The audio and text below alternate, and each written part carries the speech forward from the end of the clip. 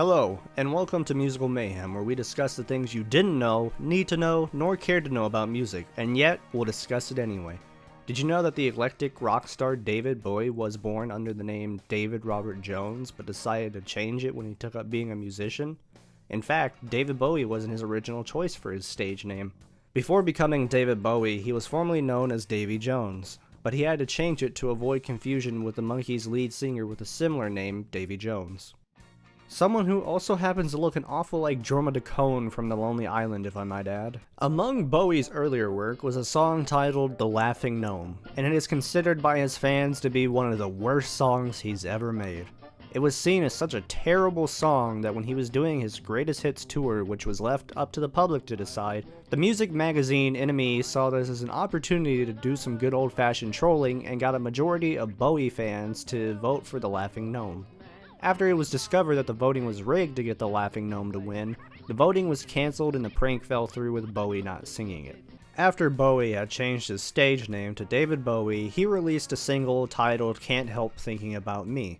In this track, he describes the two lines, "My girl calls my name, hi Dave,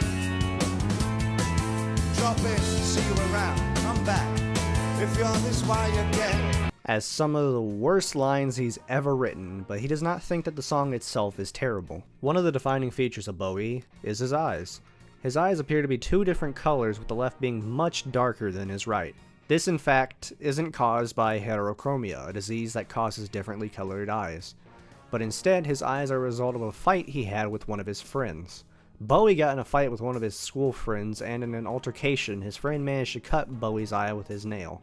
The doctors were able to save Bowie's vision, but his left eye was left permanently dilated and has some issues to this day. Bowie is one of the most forgiving people to live, because not only did he forgive his friend what happened to his eye, but he also allowed him to design some of the artwork for his album covers. Bowie has had enough different personalities that psychologists would have a field day, and some of these include the flamboyant Ziggy Stardust, the thin white Duke, and the ironically named Aladdin Sane, who is just Ziggy Goes to America in Bowie's eyes.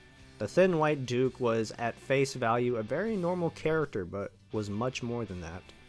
Bowie moved to Berlin from LA during the Thin White Duke period to try and kick his cocaine addiction. While there, he recorded his album Low. The title of the album could be in part of a reference to the low feeling that Bowie was experiencing from kicking his addiction. The creation of Low marked the beginning of what would become known as the Berlin Trilogy, which included albums Low, Heroes, and Lodger. Although Bowie is mostly known for his musical abilities, he has dabbled in acting. One of his more memorable roles in cinema was as Jareth the Goblin King. He's also had a large presence in shows and movies, with his music being used in hundreds of soundtracks, and indirectly with shows referencing him. The character of the Thin White Duke makes a return in the show Venture Brothers, and he is the villain known as the Sovereign, who happens to be a shapeshifter.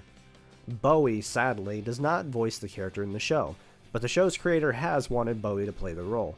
Bowie did, however, lend his voice to a SpongeBob episode once. He's also been referenced in the show Fringe. One of the characters shares Bowie's birth name, David Robert Jones, while another character borrows the name Thomas Jerome Newton, which is the character that Bowie once played in the movie The Man Who Fell to Earth. Bowie's music has also made an appearance in the show with his song The Man Who Sold the World, playing at the end of the episode 5/2010. Bowie is known for being revolutionary on the musical front, but he was rather revolutionary when it came to the internet. Bowie released the track Telling Lies in 1996 as one of the first online download-only tracks. Bowie also declared in the late 90s that he would create his own ISP, which he called the BowieNet. There was some confusion at the time because going to the BowieNet website would lead to another website called Bill Bowie's Harness Racing Homepage, which was not affiliated with David Bowie himself in any way. If you would like a musician, album, or song of your choice to appear on the show, then please leave a comment below in the comments section. Until then, see you next time.